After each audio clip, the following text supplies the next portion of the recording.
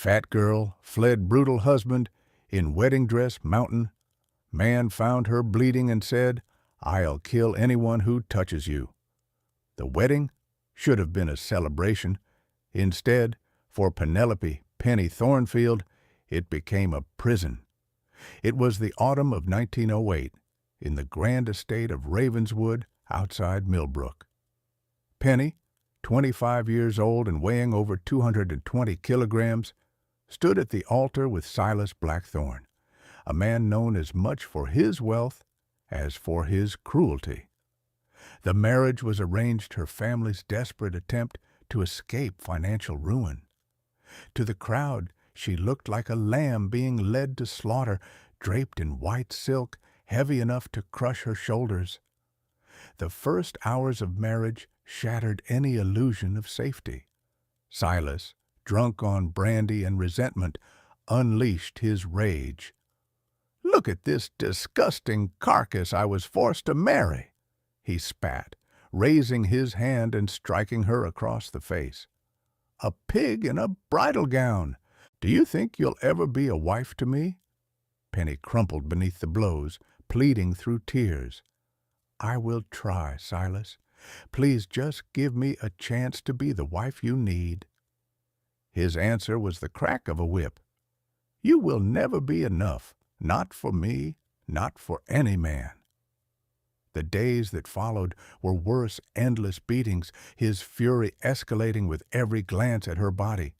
Her gown, once white, became stained with blood. Her spirit withered, but not broken.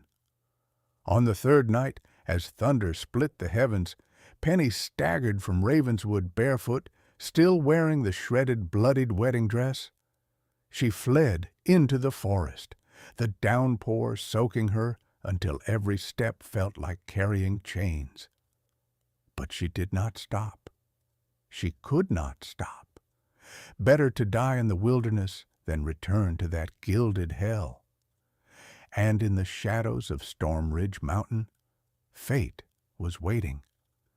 Penny Thornfield had always lived in the shadows of whispers. In Millbrook, she was known less for her kindness than for her body.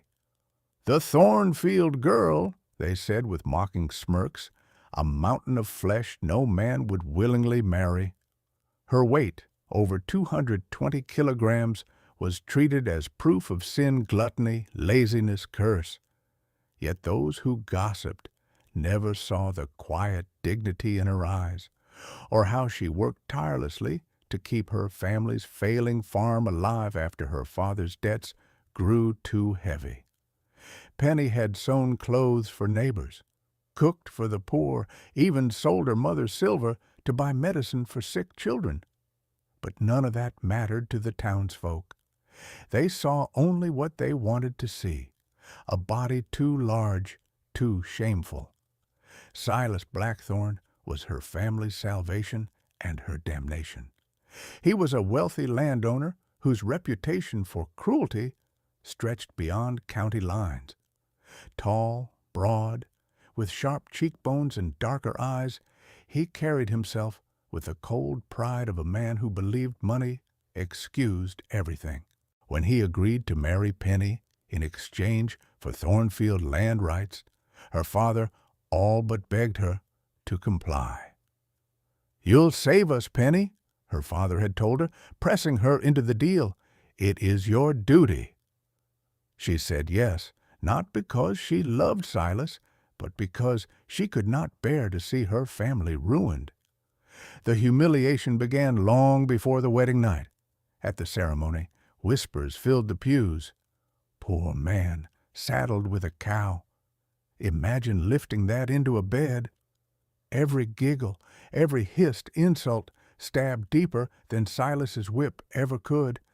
And then the doors of Ravenswood closed, and the world no longer needed to see. Inside those walls, Penny became prey. Silas despised her flesh, despised her presence, despised every breath she drew. He beat her with fists, belts, even the lash meant for his horses. He sneered as she sobbed, declaring she was nothing but a burden. For 3 days she endured, For 3 days she prayed for some flicker of mercy. None came. On the third night her body bore welts and bruises, her lips split, her back a canvas of pain. She stared at herself in the cracked mirror, barely recognizing the woman in white silk, torn and blood-stained. A bride, yet already widowed from hope. That night, as lightning slashed across the sky, she chose. She slipped from Ravenswood, her bare feet sinking into the mud. Her dress clung heavy with water and blood, her breath ragged with every step. She did not care where the forest led, only that it led away. Millbrook's townsfolk, had they seen her then, would not have helped. To them, she was still the fat girl, still less than human, still a body to ridicule. Even if she had begged on their doorsteps, few would have opened their doors. The injustice of it was cruel. The very girl who once sacrificed everything for others was now abandoned to the storm. Hours passed before she collapsed by a mountain stream. The rain pelted down, mixing with tears and the blood seeping through her gown. "Lord," she whispered, voice breaking, "let me die free, not in his hands." But death was not who answered her. From the black pines above, a giant stirred. His name was Magnus Ironwood, a mountain man with scars deeper than the valley rivers, a man who had sworn long ago to live apart from cruelty. And on that storm-lashed night, fate set him upon her path. Magnus Ironwood had lived alone for more than 20 years. The mountain knew his footsteps, the rivers his silence, the wolves his patience.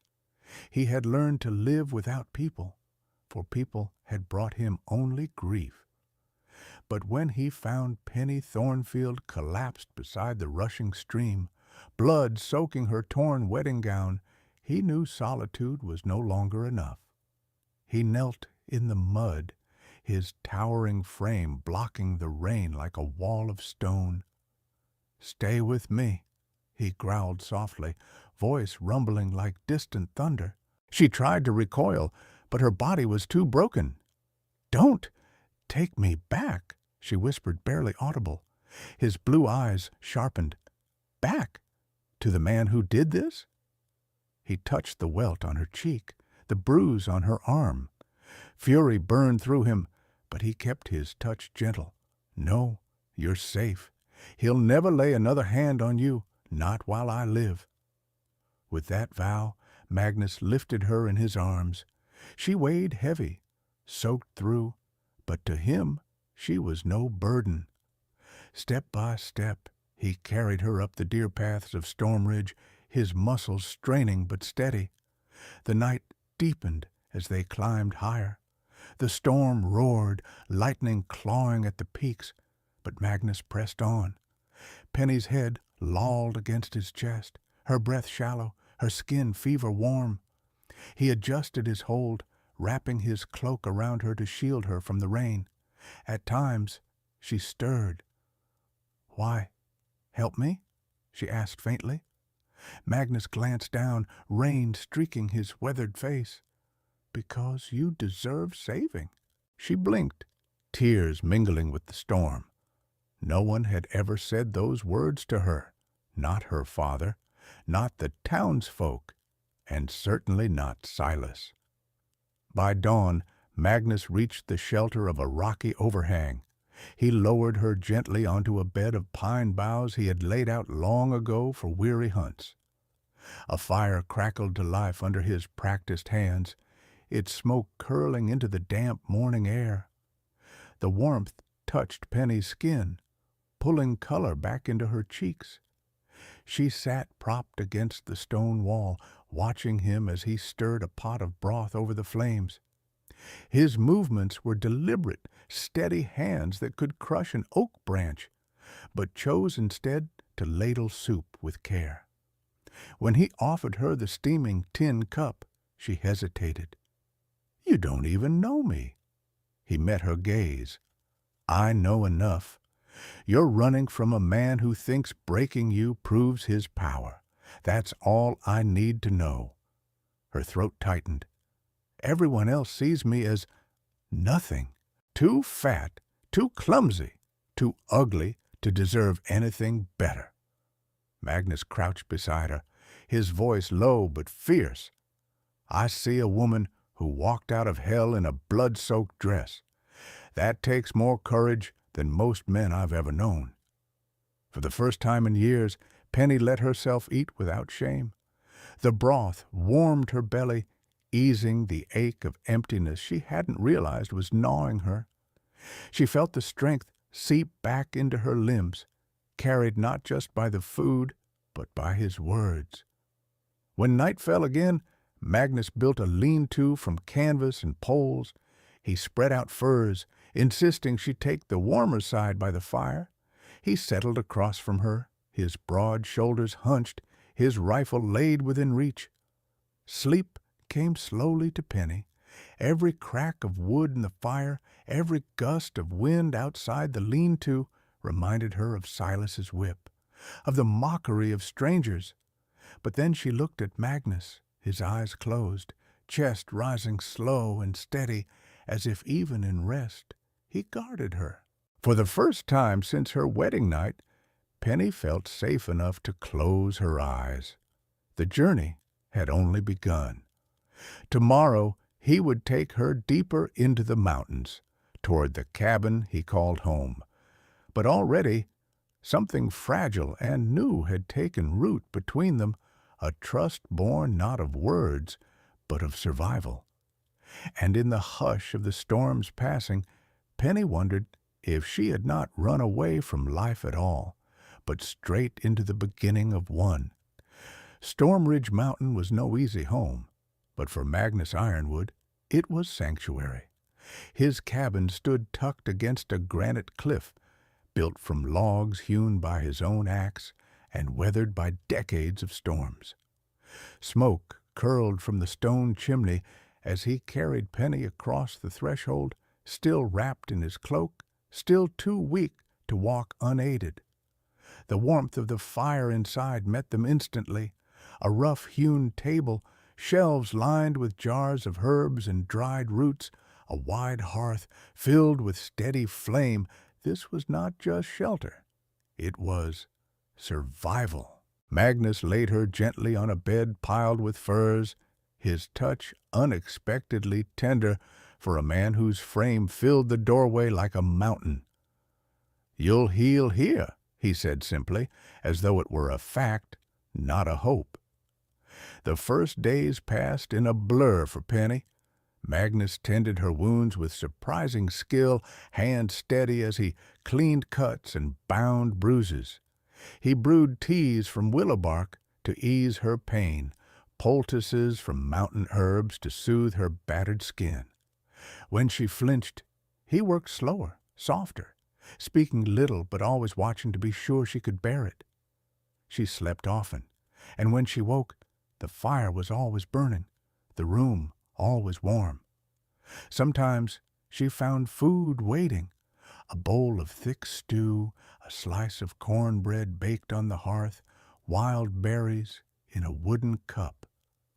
At first she ate hesitantly, ashamed of the hunger gnawing at her. But Magnus never mocked, never commented. He only made sure she had more than enough.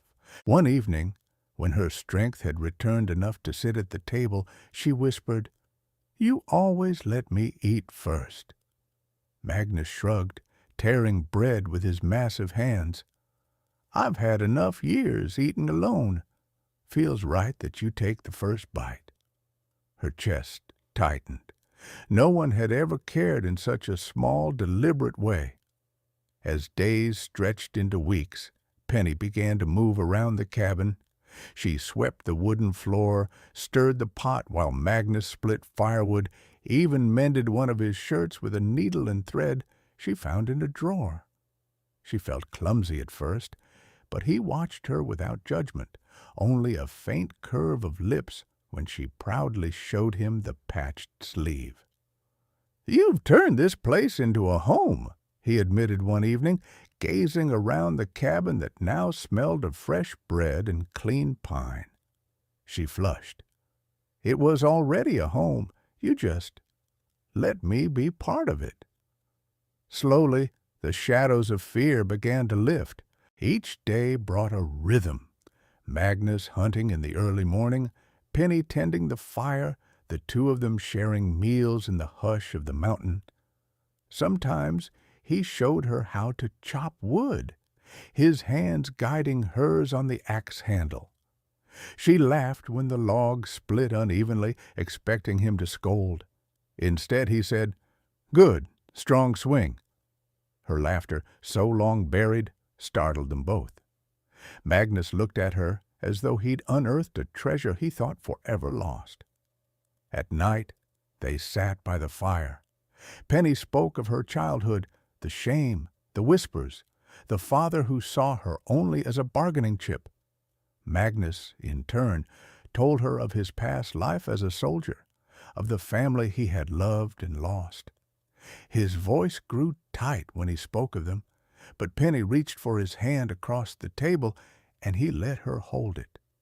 One night, when the wind howled outside, Penny confessed, "I still see him in my dreams. Silas, I wake thinking he's here, ready to drag me back." Magnus leaned forward, eyes fierce in the firelight. "If he ever comes, he'll face me first, and I swear, Penny, he won't leave these mountains alive." Tears blurred her vision, not from fear this time, but from the unshakable certainty in his voice. No one had ever promised to stand between her and pain, no one but Magnus. It was not yet love, not fully, but it was something close, something deeper than either had known in years, trust.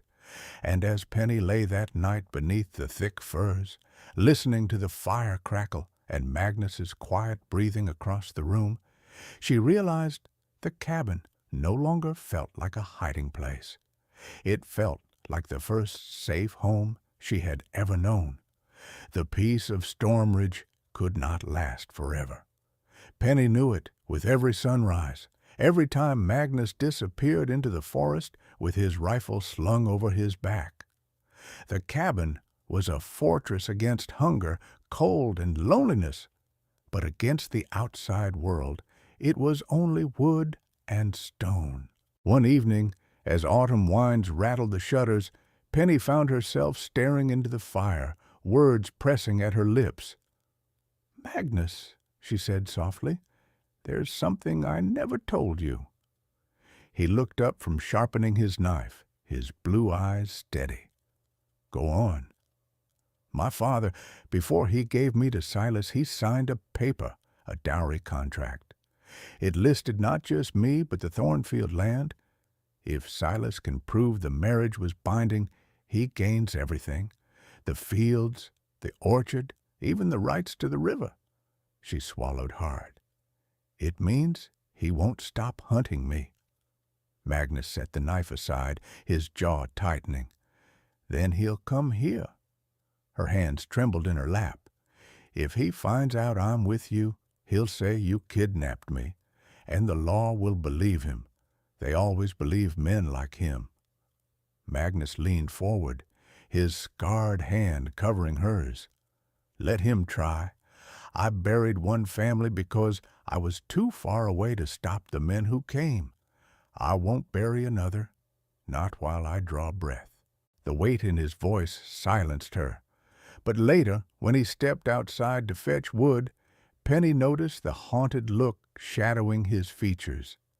That night, when he thought she slept, she heard him murmuring to himself, "Not again, never again." The next day, while Magnus hunted, Penny explored the shelves along the cabin walls. Among the jars and old tools, she found a wooden box carved with initials she didn't recognize. Inside lay a faded ribbon, a child's wooden toy horse, and a locket. She opened it to see a miniature portrait of a woman with kind eyes and a little boy with curls. Her heart sank. This was the family he had lost. When Magnus returned, she held the locket in her hands, unsure whether to speak. He froze when he saw it, every line of his body going rigid. For a long moment, the silence was unbearable. Then he took the locket gently, almost reverently, and tucked it back into the box. "They were mine," he said, his voice rough. "Bandits. They came when I was away. I found them after. I hunted the men down, every last one, and when it was done, there was nothing left for me but these mountains." "I'm sorry," Penny whispered. Magnus shook his head. "Don't be. Just know this. When I say I'll kill Silas before he lays a hand on you, I mean it. I've lived that vow before." Her chest ached at the pain in his words, but also at the fierce protection behind them. She reached for his hand, this time not in fear, but in solidarity. "Then let me vow something too," she said quietly. "I won't run any more. If Silas comes, I'll face him. With you." Magnus studied her, then nodded once, but fate moved faster than either of them expected. 2 nights later, Penny woke to the distant echo of hooves in the valley below. Shouts carried on the cold wind. Lanterns bobbed like fireflies in the darkness. Silas's voice rose, cruel and commanding. "Find her! Tear down every shack, search every cave. She belongs to me." Magnus was already pulling on his coat, rifle in hand. He turned to her, towering in the firelight, his eyes burning. "It begins." For the first time since she fled Ravenswood, Penny did not tremble. She stood beside him, her bloodied wedding gown long since traded for a simple wool dress, her heart steady. The storm that had once destroyed her life was coming again, but this time she was not alone. The storm broke at dawn. Silas Blackthorne rode at the head of 6 armed men, his black coat flapping behind him, his face twisted with fury. The riders dismounted and spread out in a half-circle around the cabin. Lanterns swung, rifles gleamed, and the forest held its breath. "Penelope!" Silas's voice rang out, sharp as a whip. "You are my wife. Come out now, or I'll burn this shack to the ground with you inside." Inside, Penny stood near the hearth, her hands clenched around the rosary she carried since childhood. Magnus checked the rifle, then set it aside and pulled the axe from above the door. He turned to her, his voice steady. "You stay behind me, no matter what." Penny lifted her chin. "No, Magnus. Tonight I stand beside you." For a moment his expression softened. Then he kissed her forehead and turned toward the door. The men outside started forward. Silas sneered, "Move aside, old man. She belongs to me." Magnus stepped into the clearing, towering like a granite statue, his voice thunderous. "She belongs to no one. She is free, and I will spill blood before I let you touch her again." At his signal, 2 of Silas's men lunged. Magnus swung the axe in a wide arc, the blade biting deep into the first man's rifle and sending splinters flying. With his free hand, he hurled the second man backward into the mud. The others hesitated, their courage faltering at the sight of a giant defending a woman they thought broken. But Silas pressed forward, pistol raised. "You think you can steal from me? I'll kill you both." Before he could fire, Penny appeared in the doorway, her voice ringing through the clearing. "I am not your property, Silas. I am not your cursed prize. I am a woman, and I am free." The declaration stunned even Silas's men. Their grips on their rifles loosened. Magnus seized the moment, charging forward with a roar. He struck Silas's pistol aside, the gunshot firing harmlessly into the sky, and slammed him to the ground. The 2 men grappled in the dirt. Silas clawed, spat, and cursed, but Magnus's strength was unstoppable. At last, Magnus pinned him, one massive hand at his throat. "You will never hurt her again." Penny ran forward, grabbing Magnus's bloodied hand. "Stop," she whispered. "Don't kill him. Let the law see what he is." Magnus's chest heaved, rage and restraint warring inside him. Slowly, he released Silas and shoved him into the mud. "Then let the law deal with this coward," he growled. Silas's men, ashamed, shaken, helped drag their master away, muttering that they'd had enough of his cruelty. As dawn painted the mountains in gold, Penny stood beside Magnus, her hand entwined in his. For the first time, she did not feel weak. She felt whole. The cabin was quiet again, save for the crackle of the fire and the sigh of wind through the pines. Penny sat wrapped in a woolen shawl, staring at the orange glow on the hearthstones. Her body still bore the marks of cruelty, but her spirit, once so shattered, felt strangely whole. Magnus sat across from her, his hand still stained with mud and blood, though his eyes softened when they rested on her. For a long while, neither spoke. The silence was not heavy but full, like the earth after a storm. Finally, Penny whispered, "I thought I would die in that house. I thought I would always be a prisoner." Her voice broke, and tears shimmered in her eyes. "But you found me. You gave me back my life." Magnus leaned forward, his massive frame casting a shadow against the firelight. "You saved yourself, Penny. You had the courage to run, the courage to stand today. All I did was stand beside you." She reached across the rough-hewn table, her small hand trembling as it touched his. "Then stand beside me for as long as we live. Don't let me go back to being alone." His fingers closed around hers, steady and sure. "You're safe here," he said, voice low but certain. "This is your home now, if you'll have it." The words sank deep into her heart, healing places that had never known warmth. Tears slid down her cheeks, but this time they were tears of release. Outside, dawn spread slowly across the mountains, gilding the peaks with light.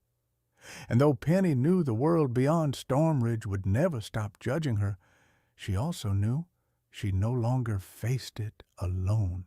Stories like Penny and Magnus's remind us that true love is not about appearances, wealth, or power. It's about protection, respect, and the courage to stand together when the world tries to tear you apart. Penny was once beaten, mocked, and trapped, yet she found freedom in the arms of a man who saw her worth when no one else did. Now, I'd love to hear from you. Where are you listening from in the world? Do you believe in a love strong enough to heal the deepest wounds? If you do, stay close. The next story awaits you.